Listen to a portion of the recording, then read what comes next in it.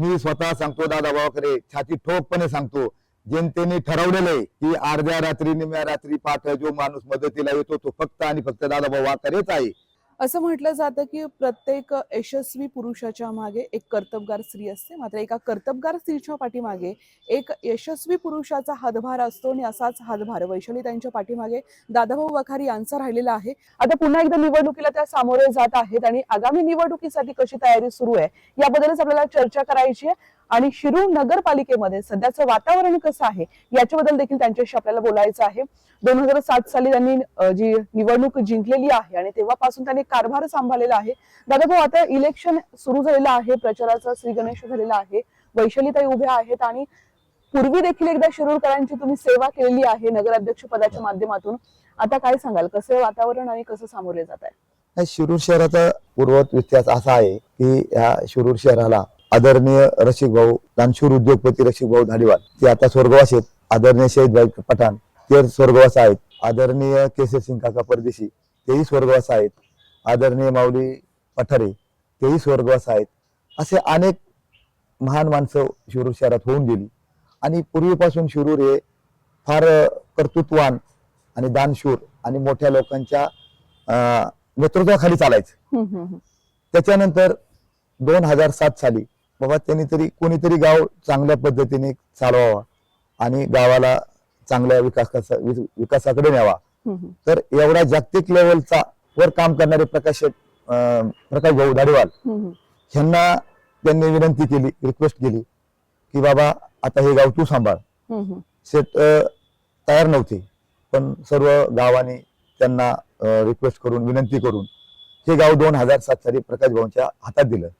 प्रकाश भाऊच्या हातात दिल्यानंतर त्यावेळेस रसिक भाऊ होते, त्यांनी आमच्यासारखी काही लोक त्यांना उमेदवार म्हणून दिले की बाबा हे थोडीशी मला माझ्या नजरेत व्यवस्थित वाटतात. मग 2007 साली प्रकाश भाऊने इलेक्शन केलं.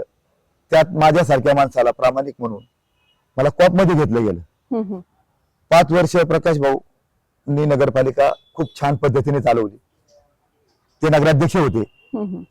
त्यानंतर 2012 साली परत प्रकाश भाऊला लोकांनी विनंती केली, भाऊ गावासाठी तुम्ही गरजेचे आहात, तुम्ही नसेल तर गावाला थोडस पोरकं होईल. म्हणून परत लोकांच्या विनंतीला मान देऊन प्रकाश भाऊंनी 2012 साली परत नगरपालिकेचा पॅनल उभा करून नगरपालिकेचा पॅनल वनवे आणला आणि परत 2012 साली खूप छान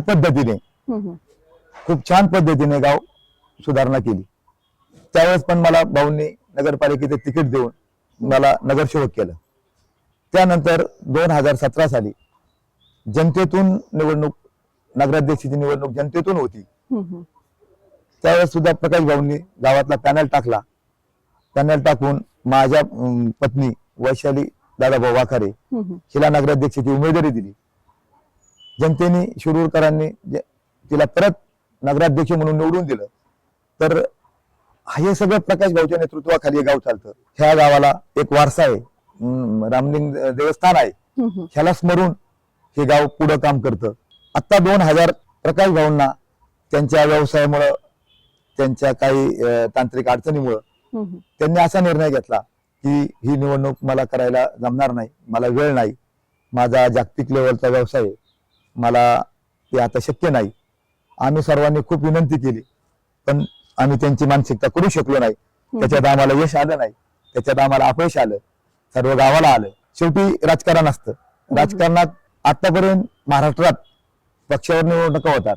हे एकच शहर आहे की शिरूर शहर विकास आघाडी ह्या नावाने चालतं. त्याचं कारण फक्त रसिक भाऊ धारीवाल आणि प्रकाश भाऊ धारीवाल ह्यांच्यामुळं एवढ्या मोठ्या नेत्यांनी प्रकाश भाऊंना कधीच विरोध केला नाही. भाऊ तुम्हाला वाटेल तसं, तुम्हाला जे योग्य वाटेल तसं, तुम्हाला आमची शीतं घ्या किंवा आम्हाला 4 आमची लोक घ्या, त्यांनी असा कधी आग्रह नाही धरला. तुमच्या सोयीस्कर तुम्हाला जी लोक आवडतात, तुम्हाला जी काम करायला सुटेबल वाटतात ती लोक घेऊन तुम्ही तुमच्या शहराची सुधारणा करा. ते या इलेक्शन पासून लांब जात आहेत, तर तुम्हाला आव्हानात्मक वाटतंय की पुन्हा एकदा सगळ्या शिरूरकरांचा विश्वास जमवण्यात तुम्हाला यश येणार आहे? तुम्हाला प्रामाणिकपणे सांगतो, मी अगदी देवाला स्मरून सांगतो, जरी निवडणूक चालली असेल तर लोकांच्यात उत्साह नाही, आनंद नाही. लोक समाधानी नाहीये, लोक फार दुःखी आहेत.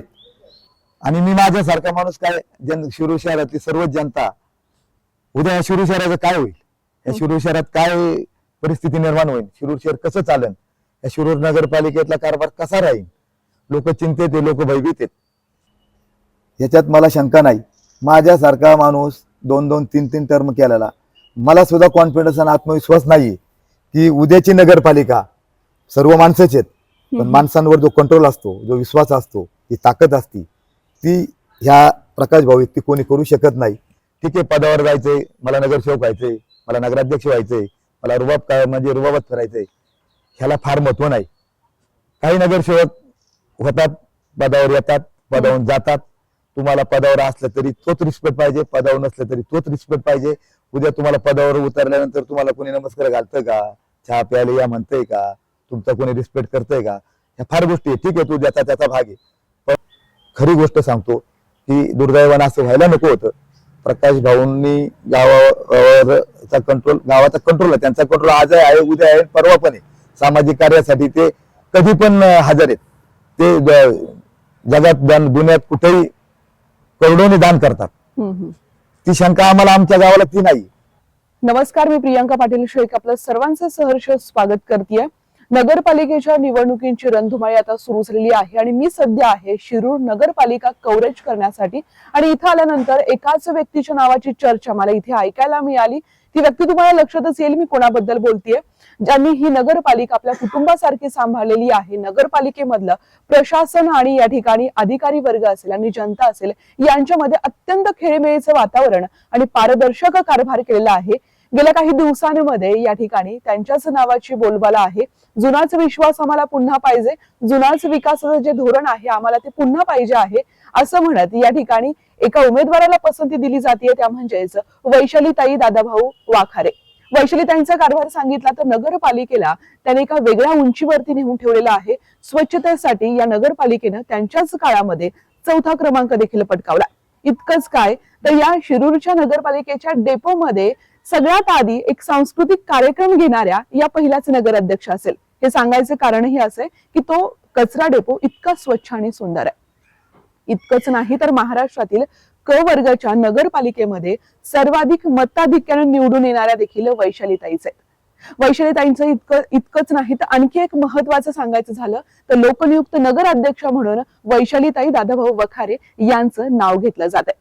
अशाच वैशालीताईंशी आज दिलखुलास चर्चा करायची आहे आणि शिरूर नगरपालिकेची जी रणधुमाळी आहे, जी पंचरंगी लढत होतीये आणि शिरूरमध्ये जे वेगळ्या खलबतं होतात, या सगळ्याबद्दल आपल्याला थेट त्यांच्याशी बातचीत करायची आहे. चला तर मग जाणून घेऊयात शिरूर नगरपालिकेचा अंदाज कसा आहे वैशालीताईंच्या माध्यमातून. माझ्यासोबत आहेत शिरूरच्या लोकनियुक्त नगराध्यक्षा, ज्या प्रथम नगराध्यक्ष आहेत वैशाली दादाभाऊ वखारे. ताई, आपलं खूप खूप स्वागत आहे. एवढ्या प्रचाराच्या रणधुमाळीमध्ये देखील तुम्ही आम्हाला वेळ देताय, हे फार महत्वाचं आहे.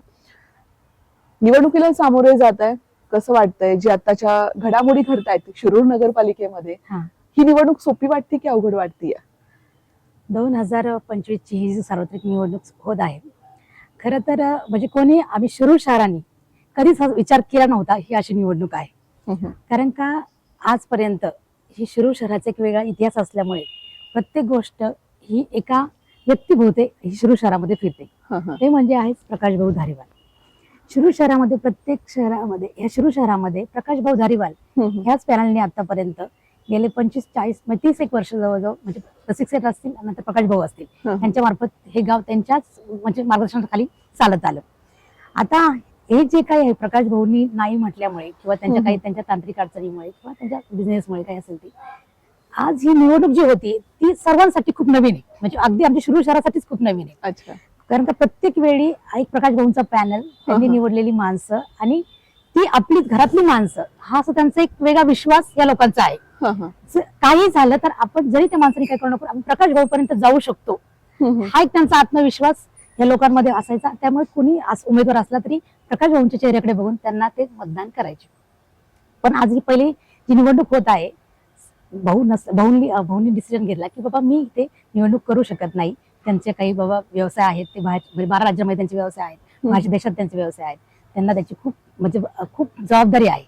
आणि आज रसिक भाऊ नसल्यामुळे ती जबाबदारी त्यांच्यावर आलेली आहे पूर्ण.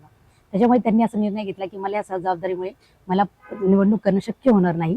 त्याच्यामुळे मी ह्यातनं म्हणजे ह्यातनं त्यांनी की बाबा मी सामाजिक कार्यात आहेच आहे. गाव त्यांच्या नावाने ओळखलं जातं. शिरूर शहर म्हटलं तर प्रकाश भाऊ धारीवाल, रसिक भाऊ धारीवाल यांच्या नावाने ही गावाची ओळख आहे. मग त्यामुळे त्यांनी सांगितलं की बाबा मी सामाजिक कार्यात कुठे आहे, पण मी ह्यावेळेस मी निवडणूक काही लढू शकत नाही. मग त्यामुळे सर्व लोकांना एक प्रश्न पडला की आता ही निवडणूक कशी होणार. बरोबर आहे. आणि आज सगळ्यांच्या मनामध्ये संभ्रम निर्माण आहे की बाबा ही निवडणूक कशी होईल. जोपर्यंत 3 तारखेचा निकाल हाती येत नाही तोपर्यंत ह्या निवडणुकीमध्ये काय होणार हे कोणीच सांगू शकत नाही. अगदी मी सुद्धा म्हणजे कोणीच सांगू शकत नाही. कारण का आजपर्यंत शिरूर शहर विकास आघाडी हा भाऊंचा पॅनल, एक हाती सत्ता, म्हणजे हे प्रत्येक गावाचा विकास फक्त त्यांच्या भोवती किंवा ह्या जे गावातले 4 जे आहेत मोठे लोक त्यांच्या भोवती फिरलेला आहे. आणि आज ह्या पूर्ण शहरामध्ये म्हणजे पूर्ण पक्षांनी, राष्ट्रीय पक्ष असतील, बाकी पक्ष असतील, या पक्षांनी वेगवेगळे पॅनल टाकून आज ही निवडणूक होत आहे. प्रत्येक आज उमेदवारामध्ये पण संभ्रम आहे, जे मतदार आहेत त्यांच्यामध्ये संभ्रम आहे की बाबा आपण मतदान करायचं कोणाला. आपल्याला एक चेहरा होता प्रकाश भाऊ, त्यांच्याकडे बघून आपण हे सगळ्यांना मतदान करायचं. आज हे उमेदवार आहेत, हे उमेदवार आपल्याच गावातले आहेत, असं नाही ते बाहेरचे आहेत. पण आज ते पुढे काय करणार आहेत, त्यांना कोण दिशा देणार आहे, आता सर्व प्रश्न मतदारांमध्ये पडलेला आहे.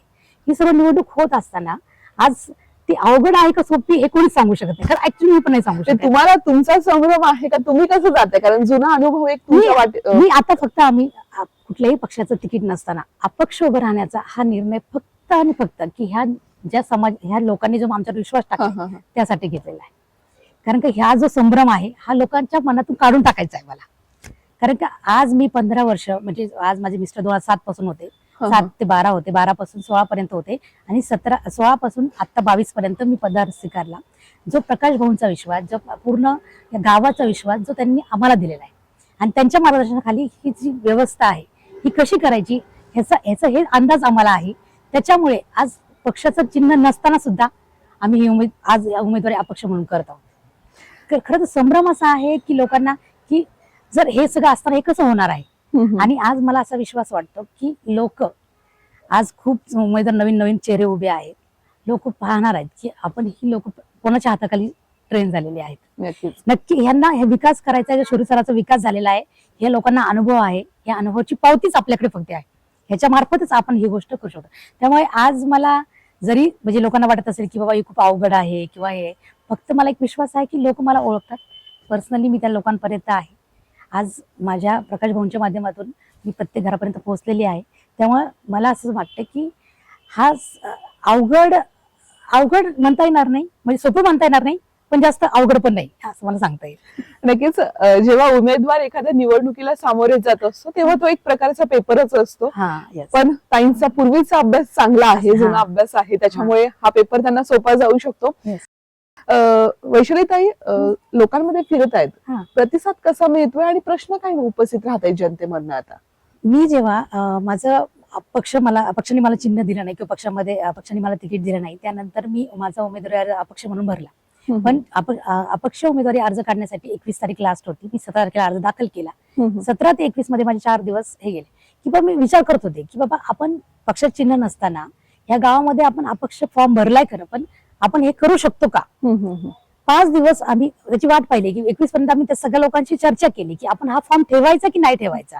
आज सर्व पक्ष, राष्ट्रीय पक्ष इथं उतरलेले आहेत, त्याच्यामध्ये आपण टिकणार आहे की आपल्या ह्या लोकांना आपला विश्वास थोडा वाटणार आहे का. मग काही लोकांचं म्हणजे ज्या लोकांचा आम्हाला संदर्भात आहे त्यांचे आम्हाला पर्सनली ओळखतात त्या लोकांचा आम्हाला फोन आला की आजपर्यंत शिरूर शहरामध्ये पक्षावर निवडणूक कधीच झाली नाही. शिरूर शहराचा इतिहास काय सांगतो की निवडणूक ही माणसावर होती, ती पक्षावर होत नाही. मागच्या वेळेस सुद्धा शिरूर शहर विकास आघाडीच्या विरोधात बीजेपीचा पॅनल होता, तरी 17-0 हे म्हणजे 12 मध्ये 17-0 यांनी केलेलं होतं प्रकाश भाऊंनी. म्हणजे ह्याच्यामध्ये शिरूर शहरामध्ये पक्ष, जात, धर्म हे काही मानलं जात नाही. ह्याच्यामध्ये सर्व फक्त माणसं पाहिली जातात, माणुसकी पाहिली जाते. सगळं आज ह्याच्या समाजामध्ये आपल्या शिरूरमध्ये खूप वेगळा इतिहास आहे. म्हणजे मुस्लिम समाज असो, दलित समाज असो, अगदी मराठा असो, कोणी असो, सगळे समाजाची लोक एकत्र राहतात, एकत्र राहतात आणि आपले घरातले म्हणून समजतात.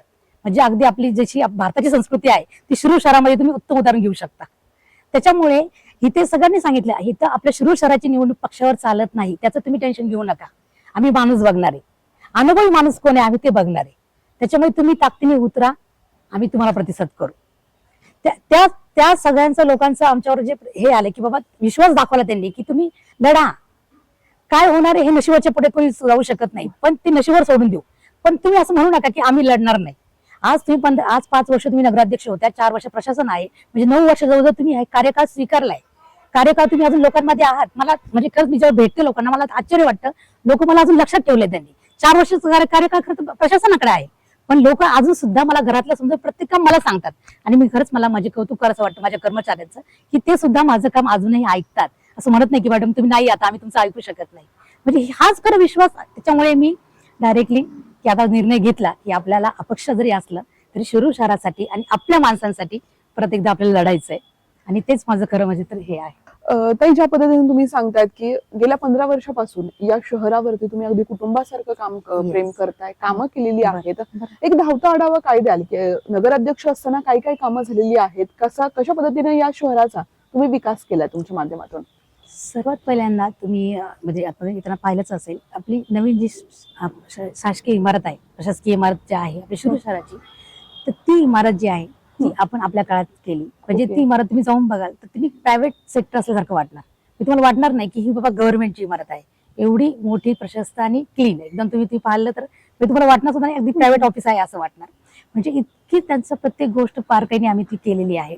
आणि सगळ्यात महत्वाचं अग्निशमन बिल्डिंग जी शिरूर शहरामध्ये बाबा कधी काही प्रॉब्लेम झाला तर बिल्डिंग आणि त्याच्यामध्ये 2 गाड्या, ही म्हणजे सुविधा खूप महत्वाची होती. कारण शिरूर शहर ही मोठी बाजारपेठ आहे.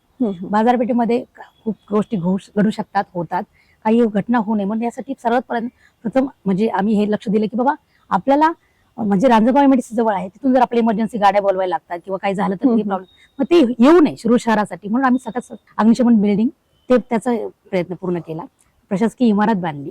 आणि सर्वात महत्वाचं म्हणजे दलित वस्तीमध्ये अंतर्गत जे रस्ते होते ती लोक म्हणजे बिचारे सर्व ह्याच्यामध्ये राहत होते की बाबा सर्व दलित वस्तीमध्ये जे गटर्स वगैरे ओपन होते किंवा रस्ते नव्हते, अगदी छोट्या छोट्या हे बोळी होते की बाबा नाही तर आमचे घर जातील म्हणून ते रस्ते करून देत नव्हते.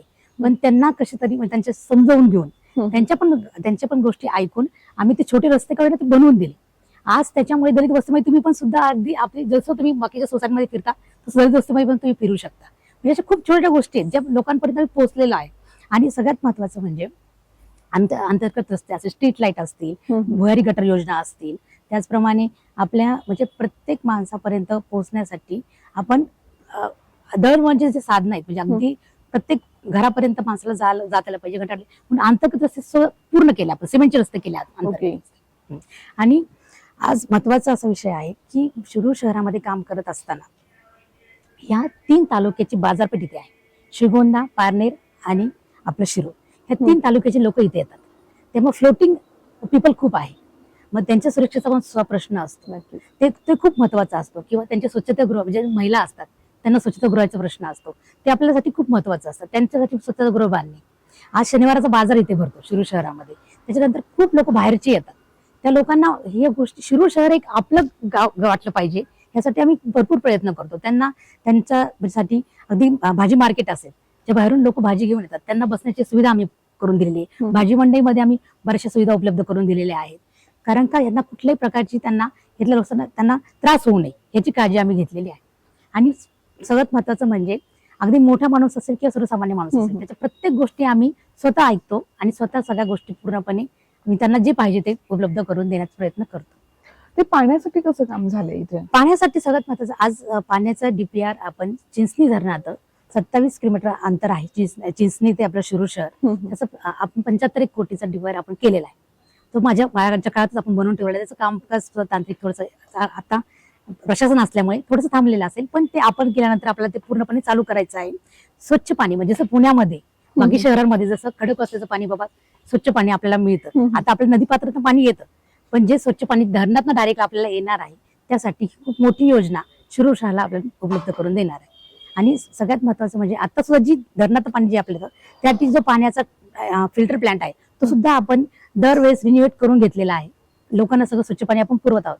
पण ह्याच्यामध्ये काय होतं, उन्हाळ्यामध्ये तिचं थोडंसं नदीचं पाणी कमी पडतं, मग त्यामुळे शिरूर शहरामध्ये थोडा प्रॉब्लेम होतो. ते होऊ नये यासाठी आम्ही तो पाण्याचा डीपीआर मोठा बनवलेला आहे. आणि नक्की शिरूर शहराला स्वच्छ पाणी मिळणार आहे, त्याचा काहीच विषय नाही. आणि सगळ्यात महत्वाचं आज शिरूर शहरामध्ये पाण्याचा डीपीआर तर झालेलाच आहे, रस्ते झालेले आहे आणि स्ट्रीट लाईट पूर्ण अंधार असायचा, लोकांना भीती वाटायची. स्ट्रीट लाईटचं काम पूर्णपणे झालेलं आहे. आणि ह्या सगळ्या गोष्टी करत असताना प्रकाश भाऊंच्या त्यांच्या मार्गदर्शनाखाली आम्ही सगळ्या गोष्टी केलेल्या आहेत. त्याच्यामुळे प्रत्येक माणसाला एक विश्वास निर्माण झालेला आहे की ही बाबा ही कामं पुढे चालू राहिली पाहिजे. आज 4 वर्ष प्रशासन असल्यामुळे काही रस्ते अंतर्गत खराब झाले, रस्ते परत परत खराब होतात, करावे लागतात. मग आज त्यांची मागणी आहे की आपण पुढे आल्यानंतर हे पूर्ण रस्ते करून द्यावेत, एवढं समजा. ताई, शिक्षणासाठी जी काही कामं झालेली आहेत किंवा लोकांची जी गरजेची कामं असतात, आणखी कुठल्या कुठल्या कामांना हात घातला तुम्ही? हा, शिरूर शहरामध्ये आपल्या ज्या नगरपालिकेच्या ज्या शाळा आहेत, ज्या प्राथमिक शाळा ज्या आहेत, त्याच्यामध्ये काय होतं, आपल्या शिरूर शहरामध्ये actually भरपूर शाळा आहेत, पण नगरपालिका शाळेमध्ये शिकणारी सर्वसामान्य मुलं असतात. त्यांना सुखसुविधा आपल्या सगळ्या उपलब्ध करून देणं हे आपल्याच नगरपालिकेचं काम आहे. आज ती दलित वस्तीतली किंवा छोट्या ह्याच्यातली लोक तिथे येऊन शिकतात किंवा त्यांना सगळ्या गोष्टी उपलब्ध करून आपल्या म्हणून शाळेचं रंगोटी करणं, शाळेचा परिसर स्वच्छ ठेवणं, त्यांना जे काही पाहिजे उपलब्ध करून अगदी जर त्यांचं जे धान्य येतं किंवा ते सुद्धा आपण तपासून पाहणं. आपल्या नगरपालिकेच्या अंतर्गत बाकीच्या बऱ्याचशा गोष्टी, जी बालेवाडी असतील, लोकांना जे उपलब्ध करून द्यायचं असेल त्या गोष्टी आपण त्यांच्या आरोग्याची तपासणी करणं, अशा विविध गोष्टी आपण शाळेमार्फत केलेल्या आहेत. आणि आता आपला MIDC जवळ असल्यामुळे त्यांचा CSR फंड जो आहे, म्हणजे ज्या कंपनीचा CSR फंड आहे त्या मार्फत आपण आता एक शाळेची प्रशासकीय इमारत जुनी झालेल्या आहेत, आता खूप वर्षाच्या झालेल्या आहेत, त्यामध्ये पाडून एक नवीन बांधतोय. त्याचे 1-1.5 कोटीच्या त्याचं काम चालू आहे. आणि आपल्या सगळ्या ह्या सर्वसामान्य मुलांना सुद्धा अगदी प्रायव्हेट स्कूलमध्ये शिकतात तसं शिक्षण मिळावं यासाठी आम्ही भरपूर प्रयत्न करत आहोत. जे अमरधाम आहे तिथे आम्ही आता त्याचं नूतनीकरण केलेलं आहे. तिथे जेव्हा लोक येत होते त्यांना बसायला जागा वगैरे थोडंसं हे नव्हतं, नदीकाठचा परिसर असल्यामुळे तिथे खूप झाडं वगैरे आणि थोडंसं हे असायचं. तेव्हा आता ते पूर्ण क्लीन करून तिथे त्यांना बसण्यासाठी शेड वगैरे हे करून आम्ही त्याचं नूतनीकरण केलेलं आहे. दशकविद्या घाट आहे तिथे तेच असतं, पण तिथे सुद्धा आम्ही त्यांना लोकांना वेगवेगळे रूम्स काढून त्यांच्या सगळ्या सुविधा करून आम्ही त्यांना दिलेल्या आहे. शिवसृष्टी आणि जिजामाता घाट. शिरूर शहरामध्ये जसं पुण्यामध्ये गार्डन्स असतात, तर शिरूर शहरामध्ये सुद्धा आमच्या जिजामाता गार्डन हे खूप सुंदर असं गार्डन आहे. तिथे शिरूर शहरातली पूर्ण लोक जाऊन तिथे आपले स्वतः म्हणजे मनोरंजन करत असतात किंवा फिरत असतात. तसं त्यांना आपल्या शिवाजी महाराजांचा इतिहास माहिती व्हावा म्हणून त्यांचे विविध श्रीसृष्टी असं म्हणून आम्ही एक उद्यान उभारलेलं आहे. तिथे आपल्या शिवाजी महाराजांनी काय काय केले त्याच्यात तुम्हाला मूर्तीच असं पाहायला मिळतील तुम्हाला. ताई, तुमच्या कचरा डेपोमध्ये जो सांस्कृतिक कार्यक्रम झाला होता त्याचा एक बोलबाला खूप झाला, ती खूप चर्चा झाली, कारण की अगदी आपण कचरा म्हटलं की नाकाला रुमाल लावतो, मात्र शिरूर नगरपालिका अशी आहे की त्यांनी तिथे सांस्कृतिक कार्यक्रम घेतला. इतकंच काय तर महाराष्ट्रात 4था क्रमांक देखील पटकावला. हे कसं शक्य झालं बरं ताई सगळं? खरं तर शिरूर शहरामध्ये की म्हणजे जे कचऱ्याचा खूप गंभीर प्रश्न होता, बायपासला म्हणजे शिरूर शहराच्या बायपासला जी जागा आहे, कचरा डेपोची जागा आहे, तिथे वारंवार कचरा तिथे फेकला जायचा आणि तिथे वारंवार आग लागायची. म्हणजे कंटिन्युअस तिथे कचऱ्याचा केमिकलचा कचरा म्हणजे बाकीचा कचरा पण असल्यामुळे ऑटोमॅटिकली तिथे आग लागायची. तिला नागरिकांना इतका त्रास व्हायचा की बाबा हे डम्पिंग ग्राउंडचं काहीतरी करा, काही करून ते डम्पिंग ग्राउंडचं काहीतरी करा.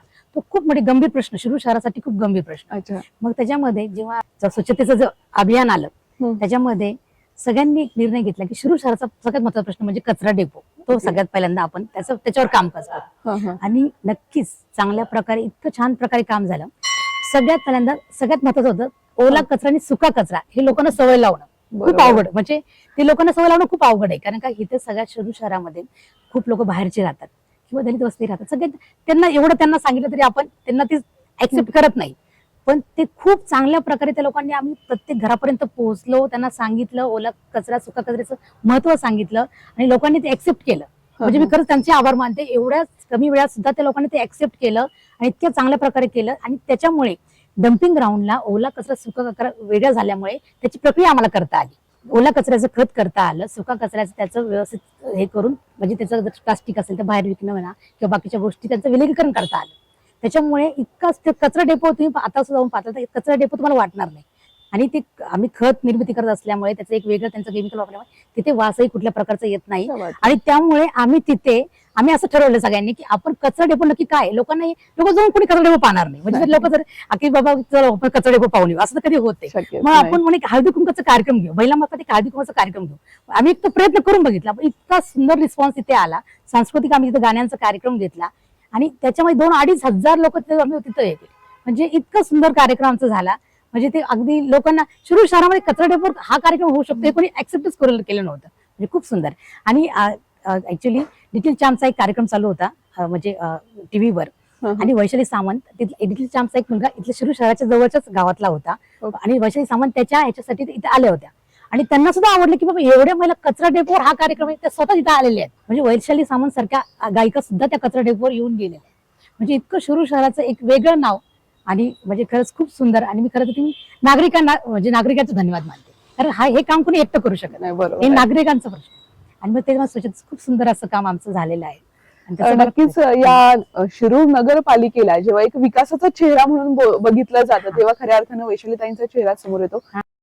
वैशालीताई, आपण सगळ्या गोष्टींवर बोलतोय, विकासाच्या गोष्टींवर बोलतोय, हा. पण एक महाभयंकर काळ येऊन गेला जो कोविडचा काळ होता. खूप त्या कोविडला हँडल करणं फार अवघड होतं, कारण की माणसं माणसापासून दूर जात होती, आपलीच माणसं आपल्यात नव्हती. तेव्हा एक प्रथम नागरिक म्हणून तुम्ही कशी जबाबदारी स्वीकारली, कशी कामं केली त्या काळामध्ये, त्याचा एक उजाळा काय सांगा? कोविडचा काळ म्हणजे अगदी कोणीही न विसरणारा काळ आहे. म्हणजे अगदी पूर्ण देशात खूप मोठं संकट होतं. पण शिरूर शहरामध्ये एक तुम्हाला मगाशी सांगितल्याप्रमाणे की बाबा सर्व माणसं ही आपली घरातली आहे असं समजून लोक इथे वागतात. शिरूर जेव्हा आपण हे कोविडच्या काळामध्ये जे सगळ्या लोकांना क्वारंटाईन करण्यात आलं की बाबा घराच्या बाहेर कोणी निघायचं नाही, सगळ्यांनी आपल्या घरात राहायचं, पण सगळ्यांना प्रश्न पडतो खाण्याचा की बाबा आपण जर घराच्या बाहेरच निघालो तर जेवणाचं काय विषय. पण खरंच प्रकाश भाऊंचे खूप दानशीर व्यक्तिमत्व आहे. शिरूर शहराच्या आम्ही नगरपालिकेच्या मार्फत लोकांना मेडिकल सुविधा उपलब्ध करून देत होतो, पण प्रकाश भाऊ खरं दानशीर व्यक्तिमत्व आहे. त्यांनी त्यांच्या पंचवाड्यामध्ये अक्षरशः 2-2.5 हजार लोकांना रोजचं जेवणचे डबे पार्सल हे केलं. आणि ते शिरूर शहरात जे आपण आहेत उमेदवार म्हणजे जे आमचे नगरपालिका नगरसेवक असतील त्यांच्या मार्फत लोकांपर्यंत पोहोचवण्याचं त्यांनी काम केलं. आणि त्याच्यामुळे शिरूर शहरात किंवा जे सर्वसामान्य लोक आहेत त्यांना खाण्याचा प्रश्न तो सुद्धा त्यांचा त्यांनी सॉल्व्ह केला. म्हणजे खूप मोठं काम तेव्हा झालं. आणि सगळ्यात महत्त्वाचं म्हणजे ऑक्सिजन लोकांना कमी पडत होतं, रेमडेसिवीर कमी पडत होतं, आणि अगदी लोकांना सर्वसामान्य माणसाला ऍडमिट करून घ्यायला सुद्धा कॉट्स उपलब्ध नव्हत्या. पण नगरपालिकेच्या मार्फत आपण खूप साऱ्या म्हणजे ग्रामीण रुग्णालयामध्ये असेल किंवा अगदी जिथं असेल ते कार्यालय असतील, अगदी पंचायत वाडा म्हणून आमचं जैन समाजाचा एक वाडा आहे तिथे असेल, प्रत्येक ठिकाणी आम्ही लोकांना क्वारंटाईन होण्यासाठी तिथे जागा उपलब्ध करू. आणि प्रत्येक जण, आणि माझे मिस्टर तर स्वतः म्हणजे अगदी ते कोरोनाची काळजी न करता प्रत्येक ते माझे माणूस एकटा पडला नाही पाहिजे, सतत त्यांना जाऊन भेटत होते. म्हणजे आज जे काही मी बोलते ना अगदी त्यांच्या जीवावर बोलते, कारण का प्रत्येक माणसापर्यंत पोहोचणं. आज एक क्वारंटाईनच्या ह्याच्यामध्ये एक माणूस दुसऱ्या माणसाला भेटत नव्हता, पण काही माणसाला वाटतं आपल्याला कोणतरी विश्वास देणार पाहिजे, आणि ते माझे मिस्टर प्रत्येक ठिकाणी जाऊन भेटत होते. त्याच्यामुळे त्यांना कोविड सुद्धा झाला, ते खूप ह्याच्यातून ते बाहेर आले. पण ते म्हणजे समाजासाठी कार्य करणं मी सोडू शकत नाही, समाज हे मला महत्वाचा आहे. म्हणजे क्वारंटाईनच्या ह्याच्यामध्ये कोविडच्या ह्याच्यामध्ये खूप लोकांचं आता काही गोष्टी आपल्या हातात नसतात, काही जीवितहानी आपल्याला झाली, पण त्या मानाने खूप शिरूर शहरामध्ये खूप तुम्ही बाकीचं जर गावांचा आढावा घेतला, शिरूर शहरामध्ये लोकांनी खूप म्हणजे गोष्टी पाळल्या पण, आणि जनतेने साथ पण आम्हाला खूप दिली. लस आणि रेमडेसिवीरचा जो तुटवडा व्हायचा ते हो. कसं मॅनेज केलं तुम्ही, सगळ्या गोष्टी कशा ऍडजस्ट केल्या? आपल्या शिरूर शहराचा एक काय होत आहे, शिरूर शहरामध्ये जे आपले लोक आहेत सगळ्यांच्या खूप चांगल्या म्हणजे सगळ्यांशी खूप चांगले रिलेशन्स आहेत. म्हणजे अगदी जरी कोणी सांगितलं की आपल्याला ही लस उपलब्ध पाहिजे, तरी तर डॉक्टर लोकांनी सुद्धा आपल्याला खूप मदत केली. डॉक्टर म्हणायचे काही नाही, ही लोक आपली आहेत, आपल्या लोकांसाठी आपल्याला त्यांनी म्हणजे नगरपालिकेला त्यांनी खूप मदत केली. कुठलेही असेल तरी त्यांना सांगितलं की रेमडेसिवीरचं ऍक्च्युली आमच्या प्रकाश भाऊंच्या ह्याच्यामुळे सगळेच पक्ष त्यांना मदत करतात. प्रकाश भाऊंचंच ते दानशूर व्यक्ती असल्यामुळे सगळेच पक्ष त्यांना मदत करतात. मग त्याच्यामुळे आम्हाला ते लस करून उपलब्ध करून देण्यात थोडं सोपं झालं. म्हणजे बाकीच्या माध्यमाने आम्हाला ते सोपं झालं, आणि प्रत्येक सर्वसामान्यांपर्यंत लस कमीत कमी दरामध्ये, कारण का तुम्हाला माहिती असेल रेमडेसिवीरचे दर कसे नंतर खूप जास्त हे केले, पण नगरपालिकेमार्फत त्यांना कमीत कमी दराने ते उपलब्ध करून देण्यात आले. फवारणी करत असतात ते पण? हा, शिरूर शहरामध्ये सगळ्यात महत्वाचं याच्यामध्ये फवारणी आणि स्वच्छता, किंवा कुठे हात लावू नये किंवा हे ते. तेव्हा सुद्धा आपल्या नगरपालिकेतल्या कर्मचाऱ्यांचं खरं मी कौतुक करू इच्छिते, कारण का त्यांनी स्वतः जीव धोक्यात घालून पूर्ण शहराची स्वच्छता केली आणि प्रत्येक ठिकाणी फवारणी करून घेतली. प्रत्येक माणसाला बाबा त्याच्यापासून सुरक्षित ठेवण्याचा त्यांनी प्रयत्न केलेला आहे. खरं ते कर्मचाऱ्यांचं मला कौतुक वाटतं खरं तर.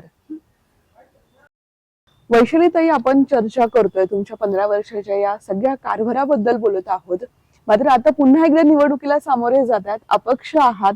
प्रकाश भाऊंचा या ठिकाणी आता सहभागी डायरेक्टली नाहीये, मात्र कुठेतरी आशीर्वाद तुमच्या सोबत असणार आहे. विजन काय आहे, काय कामं बाकी आहेत जे आता पुढे येऊन करायची आहेत?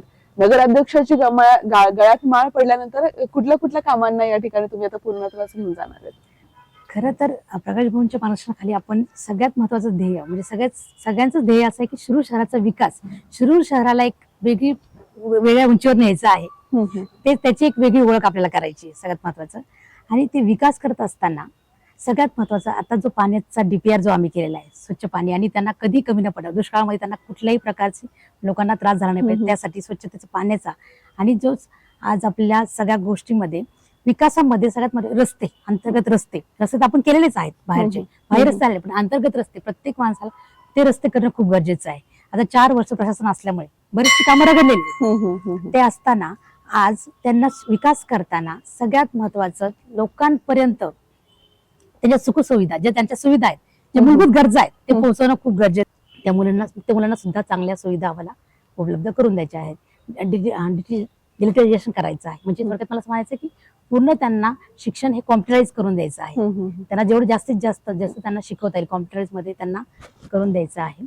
आणि सगळ्यात महत्वाचं म्हणजे महिला सक्षमीकरण. मी एक महिला असल्या तर महिलांचा मला विचार करणं खूप गरजेचं आहे, कारण की आज महिला माझ्याकडे एक वेगळ्या आशेने बघत आहे. मी जेव्हा नगरपालिकेमध्ये होते तेव्हा आनंद मेळावा ही महिलांसाठी मी फक्त त्यांना त्यांच्या लघु उद्योगांना एक प्लॅटफॉर्म तयार करण्यासाठी आम्ही आनंद मेळावा म्हणून आम्ही आमच्या कार्यालयामध्ये भरवायचो, की बाबा लोकांपर्यंत ते जे काही त्यांचं बनवतात ते काही विकतात ते लोकांपर्यंत पोहोचलं पाहिजे.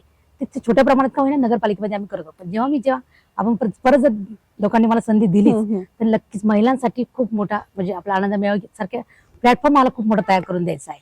कारण शिरूर शहर हे 3 तालुक्याची बाजारपेठ आहे, त्याच्यामुळे त्या लोकांना इथं खूप स्कोप आहे. 3 तालुक्यातनं लोक इथे येतात, त्याच्यामुळे बाजारपेठेला इथे खूप स्कोप आहे. तुम्ही छोटे व्यवसाय सुद्धा मोठ्या प्रमाणात चांगल्या प्रकारे करू शकता. हे महिलांसाठी मला खूप महत्वाचं करायचं आहे. आरोग्य असेल, आता तुम्ही झालंच आहे, शिक्षणाचं शालेय बऱ्याच गोष्टी आहेत. आता हे सगळं करत असताना मला अगदी मुलांपासून मोठ्यांपर्यंत आणि आजोबा जे आपले वृद्ध व्यक्ती आहेत त्यांच्यासाठी आपले जे ट्रॅक आहे, म्हणजे आपले रोडने जे ट्रॅक आहे जसं असं म्हणता येईल की फुटपाथ जे आहेत तिथं लोकांना कुठल्याही वृद्ध लोकांना त्रास होणार नाही. त्या याच्यामध्ये त्यांना चालण्यासाठी फुटपाथ आपल्याला करायचे आहेत, तिथे वेगवेगळी झाडे लावायची आहेत. आणि नाल्यांचे जे नाले आपले, आता मी नाल्याचं काम एक केलेलं आहे, आमच्या सुरेशनगरमध्येच एक ओपन नाला आहे, त्याचं आताच कॉन्क्रिटीकरण झालेलं आहे. त्याच्यानंतर त्याच्या साईडने आम्हाला पूर्ण सुशोभीकरण करायचं आहे. शिरूर शहर हे असं वेगळं शहर असं वाटलं पाहिजे. आतमध्ये येतात शिरूर शहरामध्ये आलोय का आपण वेगळ्या सिटीमध्ये आलेलो आहे की असं आम्हाला वाटलं पाहिजे. असं बऱ्याचशा गोष्टी, एक शिरूर शहराचा विकास आणि सर्वांगीण विकास, म्हणजे फक्त शिरूर शहराचाच नाही, इथल्या माणसाला काम मिळालं पाहिजे. प्रत्येक गोष्ट जबाबदारी आपल्याला करायची आहे. त्यांच्या पदात पुन्हा एकदा नगराध्यक्ष पदाची माळ पडलीच तर काय आवाहन कराल शिरूरकरांना, काय संदेश द्याल? आता कोणाच्या गळ्यात नगराध्यक्षाची माळ पडणार आहे याला योग स्टार जनता ही ठरवती. मी उभा आहे म्हणजे मी होणार आहे, ते उभे म्हणून ते होणार नाही. पण मी ठोकपणे सांगतो की ह्या शिरूर शहराच्या जनतेचा मला 15 वर्षाचा अनुभव, म्हणजे पदावर आल्यापासून त्या शिरूर जनतेला काय लागतं, छोट्या छोट्या गोष्टी असतात. नगरपालिकेचे काम करणं म्हणजे रस्ता करणं, स्ट्रीट लाईट लावणं, ड्रेनेज करणं, एखादी बिल्डिंग बांधणं, हे रेग्युलर चालतं मॅडम. हे करावं लागतं. शासन निधी येतं, निधीच्या प्रमाणात आपण विकास करत असतो. जसा निधी येईल तसा विकास होत असतो. 5 वर्ष गेल्यानंतर दुसरा येतो, 5 वर्ष गेल्यावर दुसरा येतो. कामही वारंवार चालत असतात. आज केलेला रस्ता परत करावा लागतो, आज बांधलेल्या बिल्डिंगला करेल परत मारावा लागतो. पण जी गावाची व्यवस्था म्हणतो आपण, गावाची सुरक्षितता म्हणतो, ती प्रकार भाऊ नाहीये. ह्याची भीती मलाच नाही, साऱ्या गावाला आहे आणि ती जाणवणार आहे. पण मी एक सांगतो, मी 15 वर्ष जे जनतेचं काम केलंय, एखाद्या पोलिसांनी एखाद्या छोट्या मुलाची गाडी पकडली असू द्या, छोट्या गोष्टी असतात, ह्याच्यासाठी अहोरात्र जे आपण काम करतो आणि त्याच्या वेळेस त्या लोकांना आपण मदत करतो. एखाद्या माणसाला 2 लाख बिल झाले, त्याला हॉस्पिटलला 50,000 रुपये, आपण त्याला 50,000 रुपये देऊ शकत नाही, पण डॉक्टरांना रिक्वेस्ट करून 2-5 रुपये कमी करा. आम्ही तरी काय काम करतो, आजारी माणसाच्या पेशंटला भेटायला जातो, म्हणजे त्याला काय आम्ही नीट करतो का? पण ह्या ज्या गोष्टी असतात छोट्या मोठ्या, ह्या आपण केल्या पाहिजेत. म्हणजे आता कोण करतं कोण नाही करत मला माहित नाही, पण मी माझं सांगतो की मी 2007 साली नगरसेवक झालो, मी 2012 साली नगरसेवक झालो, 2017ला माझी मिसेस नगराध्यक्ष झाली आणि हे सगळे प्रकाश भाऊच्या नेतृत्वाखाली आम्ही आहेत. मला बरं मोठं व्हायचं असतं, मला जर पैसे कमवायचे असतं, अहो साधा ग्रामपंचायत सदस्य कोट्याधीश होतो. माझ्यासारखा 3 टर्म करून गावाचा प्रथम नागरिक होऊन मी भ्रष्टाचार करणारा माणूस नाही, कधी कोणाचे पैसे खाणारा माणूस नाही, कोणाचं लुटणारा माणूस नाही. पण तरी सुद्धा आमच्याकडे हसण्यासारखी गोष्ट झाली. ज्यावेळेस प्रकाश भाऊ नाही म्हणल्यानंतर ही ती धावपळ झाली. हा म्हणला मी 5 कोटी रुपये करतो तो म्हणतो मी 5 कोटी करतो, हा म्हणतो मी 10 कोटी करतो, हा म्हणतो मी 20 लाख करतो, हा म्हणतो 25 लाख रुपये करतो. अहो आम्हालाही कोणता तरी पक्ष आहे ना, आम्ही काय बिगर पक्षाचे आहे का? हा तुम्हाला तर पक्ष नाही काय नाही, घेतलं लावलं तुम्ही बिल्ला निघाले झाले पक्षवाले. जनतेला माहिती आहे कोण कोणत्या पक्षाचा आहे, कोण किती प्रामाणिक आहे, कोणाची काय कर्तृत्व आहे, कोणाचं काय नेतृत्व आहे, कोण अर्ध्या रात्रीला येतो, जनता ही ठरवणार आहे. मी स्वतः सांगतो दादा भावाकडे छाती ठोकपणे सांगतो, जनतेने ठरवलेलं आहे की अर्ध्या रात्री निम्या रात्री पाठ जो माणूस मदतीला येतो तो फक्त आणि फक्त दादाभाऊ वाकरेच आहे. शिरूर शहराला मी सांगतो प्रकाश शेटने जे आम्हाला शिकवलंय त्यांच्या इथं मी करू शकत नाही, पण काही अंशी मी ते काही टक्केवारीत मी गाव बॅलन्स करू शकतो. आणि माझं पाहून माझी बायको माझ्यापेक्षा जास्त शिकली. शिरूर शहर जनतेला एवढंच आव्हान करायचंय, ज्यांच्याकडे कोणाकडे काय आहे त्याची गणना मला करायचा अधिकार नाही, राईट नाही, मी करणार नाही. मी दिलाने फार मोठा आहे, मनाने फार मोठा आहे, मी सगळ्या गोष्टींनी मोठा आहे. तर तुम्ही तिकीट देताना 2-5 कोटी 10 कोटी 20 कोटी बोलायची भाषा झाली. पैसे वाटायचे आहेत तुम्हाला आणि लोकांना घ्यायच्यात. लोक एवढे खालच्या लेवलला गेले नाहीत की बाबा तुझे 2-5 रुपये घेऊन उद्या आमचं भविष्य धोक्यात घालायचं. त्यांना एकच माहिती आहे की फक्त आणि फक्त दादाभाऊ वाकरे हाच फक्त आपल्या अर्ध्या रात्री मध्ये येऊ शकतो. म्हणून मी सर्व जनतेला विनंती करतो, आवाहन करतो की मला एवढ्या वेळेस तुम्ही सहकार्य करा आणि वैशाली वाकरे हिला भरघोस मताने नगराध्यक्ष पदासाठी विजयी करा, एवढं मी तुम्हाला हात जोडून विनंती करतो. मला तुम्ही निवडून देणारच आहे, मी निवडून येणारच आहे. आणि तुम्ही मला दुर्दैवाने जर त्यातल्या त्यात माझं काही झालं, मला नाही ते तुम्हाला करता आलं तरी मी तुमच्यासाठी अहोरात्र तुम्ही मला कधी फोन करा, मी हजर आहे, एवढी विनंती करतो आणि थांबतो. शिरूरकरांना काय आव्हान कराल? उभ्या आहात, प्रचार सुरू आहे, येत्या काही दिवसामध्ये निकालही जाहीर होणार आहे, पण एक त्यांचीच लाडकी ताई पुन्हा एकदा नगराध्यक्ष होण्यासाठी उभी राहतीये. शिरूरकरांना काय आव्हान कराल? आज जेव्हा प्रचारामध्ये फिरत असताना शिरूरकरांनीच म्हणजे स्वतःच मला ते सांगतात की आपला विकास हेच तर खरं आपलं ध्येय आहे आणि तुम्ही ते केलेलं आहे, तुम्ही आमच्यापर्यंत आला हेच आमच्यासाठी खूप आहे. म्हणजे त्यांचं ती पावती ऐकूनच मला म्हणजे खूप भरून पण येतं कधी कधी की बाबा हे शिरूर शहराची लोक खरंच माझ्या खूप प्रेम करतात. आणि त्यांना मला एवढंच आवाहन करायचं आहे की तुमच्या या प्रेमाच्या आणि विश्वासाच्या जोरावरच मी अपक्ष उमेदवारी सुद्धा मी ठेवलेली आहे. कारण का शिरूर शहराचा विकास हे कोणीतरी करू शकतं. भाऊंच्या मार्गदर्शनाखाली मी आपण शिकल्यामुळे त्यांचा एक वेगळा विश्वास माझ्यावर आलेला आहे आणि हे आपण करू शकतो. आणि ह्या त्यांच्या विश्वासावर मी आज उभी आहे. आणि त्यांना एक एवढंच आवाहन करते, तुमचा विश्वास खरा ठरण्यासाठी मला इथे येणं गरजेचं आहे. त्यांनी जो माझा विश्वास दाखवलाय त्यासाठी मला इथे येणं गरजेचं आहे.